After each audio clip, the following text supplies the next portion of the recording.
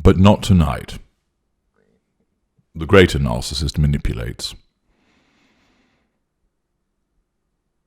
The greater narcissist and the ultra are extremely rare indeed. Most people will never have any direct involvement with one, even less so on an intimate basis. Many people are honestly mistaken that they have been involved with such a narcissist when they have not.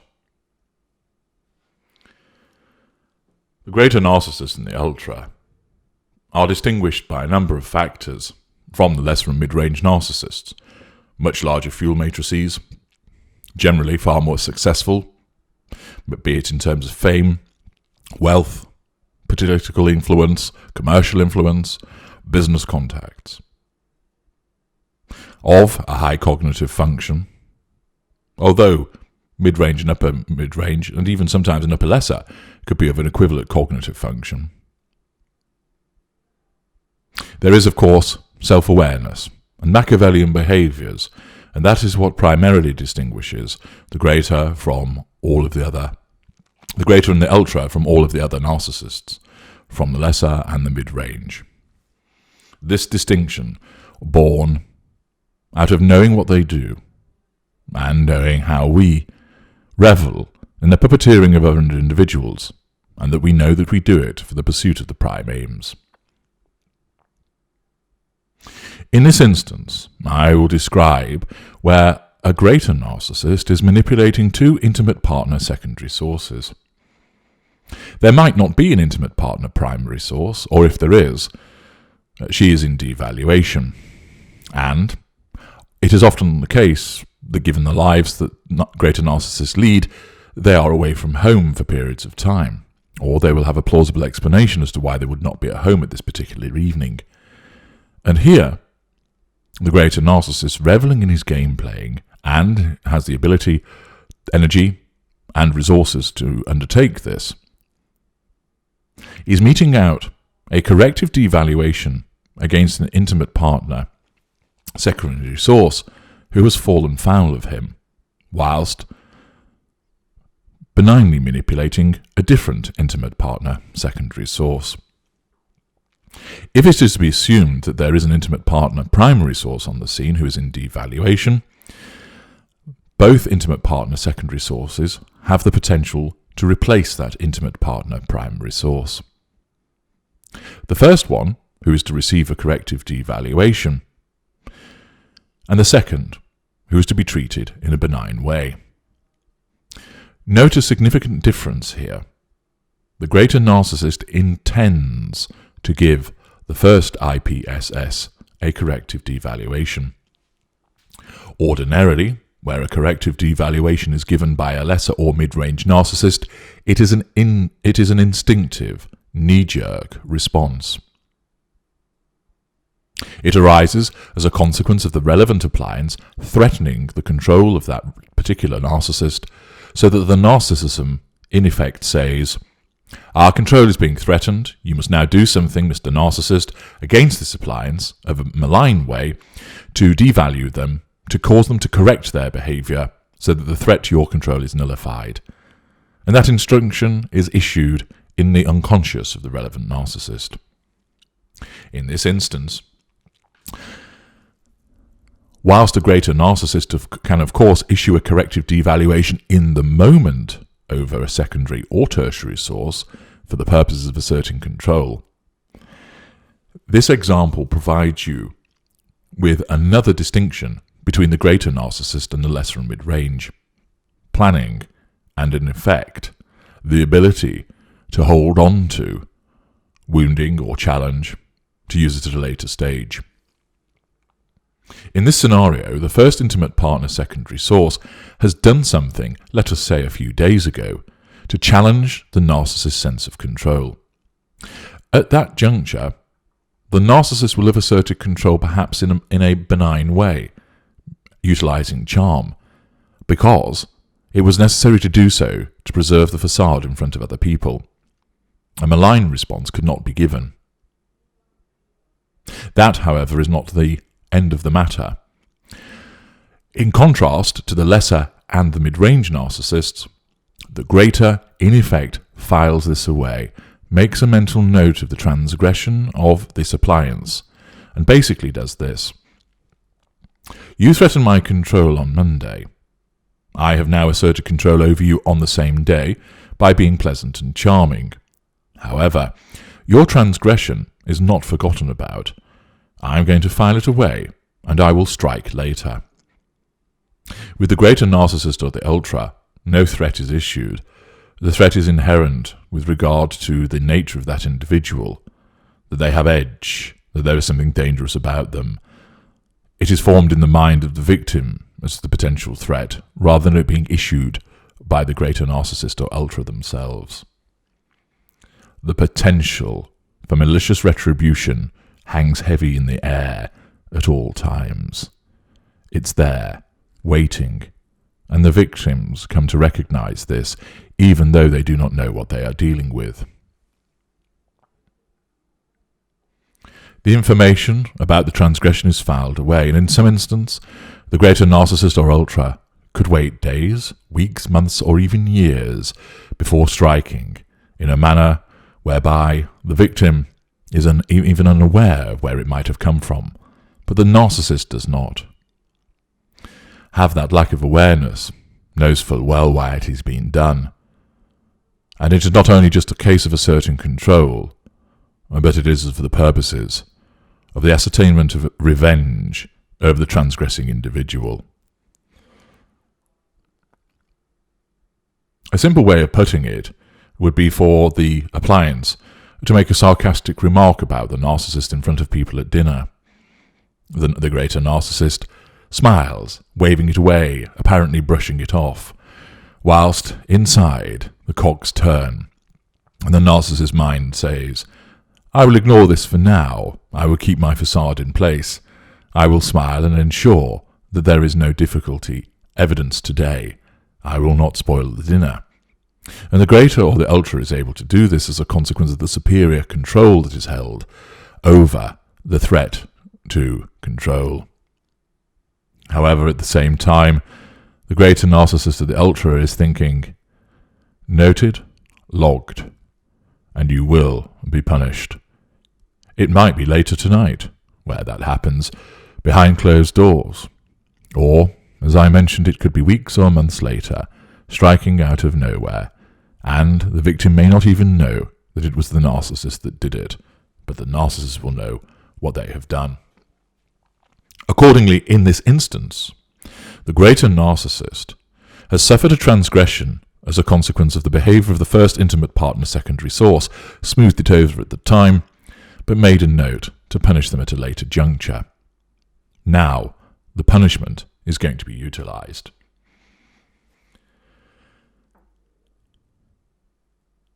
The greater narcissist organises to meet the relevant intimate partner secondary source on a Friday evening for dinner at a restaurant. The narcissist has made the booking and has remarked in the run-up to the dinner how much he was looking forward to it. The narcissist makes repeated comments concerning how good the restaurant is, how much of a good time he and the IPSS will have, and the narcissist ensures that the time of the reservation is repeated numerous times to the IPSS victim, so there can be no doubt as to the time that they are due to meet. The IPSS is about to be taken off the shelf. She's going to get to spend time with this greater narcissist, whether lower greater, middle greater, or upper greater. A lovely evening together, dining at an expensive and well-known restaurant, a real treat. She looks forward to it. She's become accustomed to this, the largesse of the greater narcissist. However, the greater narcissist has also made plans with the second intimate partner secondary source, somebody who may well be a better prospect, somebody who isn't fighting the control to such a greater degree, and somebody who may well replace the intimate partner primary source. The greater narcissist makes plans for attendance at another restaurant, but on the other side of the city. A reservation is made for exactly the same time as when the greater narcissist is due to meet the first IPSS. The first IPSS arrives and explains that she has a reservation, and this is confirmed by the maitre d', and she is told, that the narcissist has not yet arrived and is invited to sit at the bar and wait. The IPSS, looking around, feeling special, agrees and sits at the bar and orders a drink. Whilst this is occurring, the narcissist is with a second intimate partner secondary source, listening to her saying how wonderful she views the narcissist as. He revels in the provision of this positive fuel, and also he gains thought fuel from the fact that he knows that the first IPSS is sat on her own at the bar, looking at her wristwatch, and starting to feel a creeping anxiety. The narcissist is receiving two streams of fuel, thought and proximate, and this powers him, even though that victim is several miles away. This underlines power, the ability to affect someone by not even being there, in effect, by doing nothing at all. Eventually, the first intimate partner secondary source, wondering where the narcissist is, wondering where on earth he has got to, telephones him. The narcissist has his phone in plain view, so that the second intimate partner secondary source can see who is calling. Triangulation. This would, of course, pique the curiosity of the second IPSS and causes her to vie harder for the attention and favour of the narcissist. The greater narcissist lets the phone ring 4 times, and then presses the button to take the call, but says nothing. The narcissist can just about hear the first IPSS above the background chatter of the first restaurant, and hears, "Hello? Hello, are you there?" The greater narcissist then asserts control by hanging up, active withdrawal. Of course, the first IPSS, thinking there was something wrong with the line, calls back, and then calls again. Each time there is no answer, other than the call is taken, and as the IPSS starts to say something, the greater narcissist ends the call mid-sentence. The IPSS knows that the narcissist is there because the call was taken, and she could hear some background noise, perhaps of recognizing it's a restaurant or a bar or a similarly busy place, but she's unable to say her piece. The first IPSS can't ask, where are you? And can't receive an answer. She can't express her concern or her anxiety to the greater narcissist. Even further, the assertion of control is such that there is the denial of the ability to leave a voicemail because the call was taken. The greater narcissist is able to feel the anxiety giving way to irritation as the first IPSS keeps on ringing. The greater narcissist continues to talk to the second IPSS, his finger hitting the buttons to allow the call through and then ending it. The first few seconds that have been initially granted are now reduced until, still able to hear the sound of conversation, this becomes chipped away so that the call is answered then immediately stopped. Inside, the greater narcissist is being well fueled. He is receiving the fuel of the proximate, second intimate partner secondary source who is talking to him, asking, who is this who keeps calling? And the narcissist receives thought fuel appertaining to the first IPSS, sensing the increasing frustration and the annoyance as he looks into the eyes of his companion and drinks in her admiration. Who keeps ringing you? Asks the second IPSS, unable to keep her curiosity under control for any longer. The greater smears, asserting control in that instance over both the second IPSS by answering her and by smearing the first IPSS by referring to her in this way. Oh, some stalker. The second IPSS asks, why don't you block the call? The greater responds, oh, that's what she would want. It would make her feel important. This is a better way of dealing with it.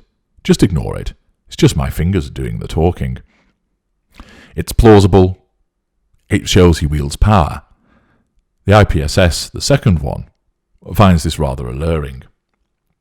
The greater narcissist provides a reassuring smile, and then the first IPSS stops ringing and instead starts to send text messages. The narcissist smiles from the growing fuel as the questions and insults would pile up, his phone flashing and chiming as he reads the messages, so that the first IPSS is well aware that the narcissist has read them. But control is asserted over that first IPSS by the narcissist ignoring them and not responding. To up the ante, the greater narcissist may well take a picture of the dining companion with the greater narcissist and post it somewhere that would be visible to the first intimate partner secondary source, along with perhaps some pictures of the venue and suitable comments about what a fantastic time the greater narcissist was having. The greater narcissist knows that the first IPSS will look on the relevant social media page, knowing his victim particularly well, because he knows that through her truth seeker trait, she will always want to know what he is doing. He recognizes that. He knows that she will look and follow him because he does so much that is interesting and worthwhile. He does not care for the fact that the intimate partner primary sources in devaluation sees this, because he will pass it off as business associates, the wives of friends, etc., and be dismissive with regard to any challenge that the intimate partner primary source may throw at him as to why he's posting pictures of him having dinner with attractive ladies.